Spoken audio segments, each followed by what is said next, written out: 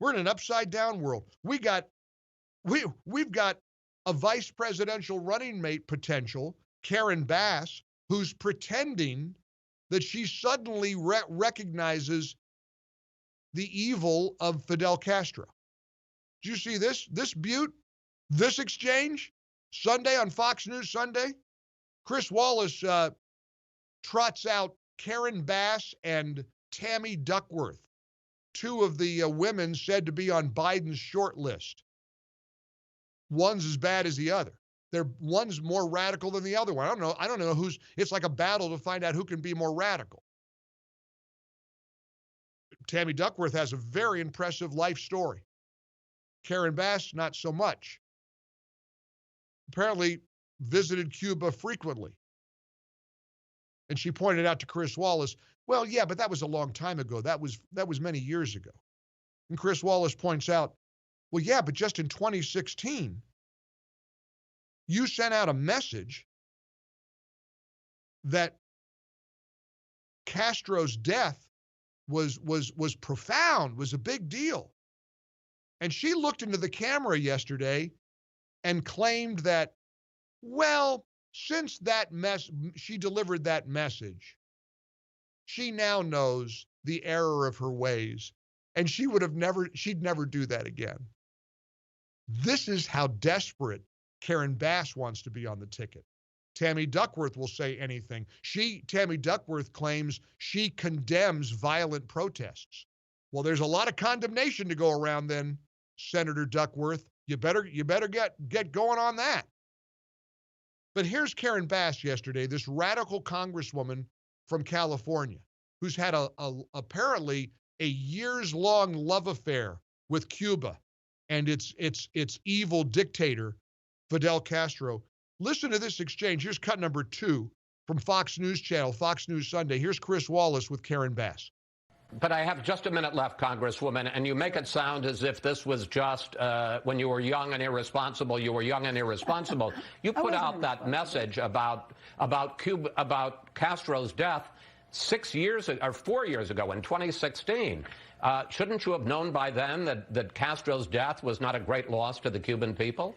I absolutely would have not put that statement out. And I will tell you that after talking to my colleagues who represent the state of Florida, raised those concerns with me, lesson learned, would not do that again for sure. The way Democrats think Americans are idiots just amuses me. For her to think that people are too stupid to believe that she had any idea who Fidel Castro was all these years, she would not. Her answer is breathtaking. I would not have put that statement out. I'm going to read the statement to you here so you can hear exactly what she said in her statement praising Fidel and mourning his death. And she's actually hoping that people who watched Fox News Sunday yesterday morning think that she has suddenly seen the light about Fidel Castro.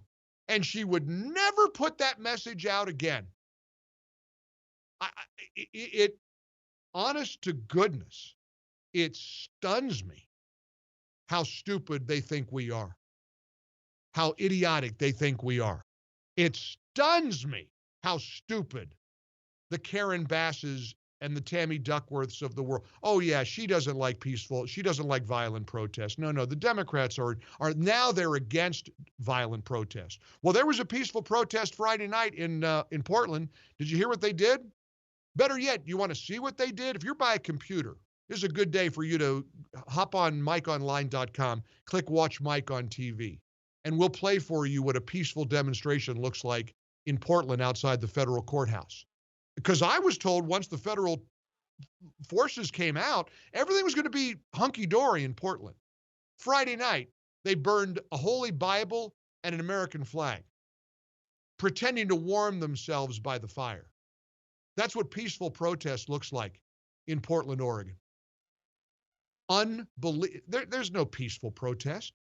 And if you think for 1 minute that electing Joe Biden or any Democrat senator or any Democrat member of the House of Representatives or any Democrat anywhere is going to lead to greater calm and peace and nonviolence, well, you're as gullible as Karen Bass thinks you are. You would be as gullible as she hopes that you are. Here's her statement. Here's her statement so you have it. This is what she claims she wouldn't put out again. Here was her statement. As Cuba begins 9 days of mourning, I wish to express my condolences to the Cuban people and the family of Fidel Castro. The passing of the Commandant en Jefe is a great loss to the people of Cuba. Yeah, but she wouldn't have put that out now. That was in 2016, but she wouldn't put that out now because she'd never put that kind of a statement out now because now she's seen the light.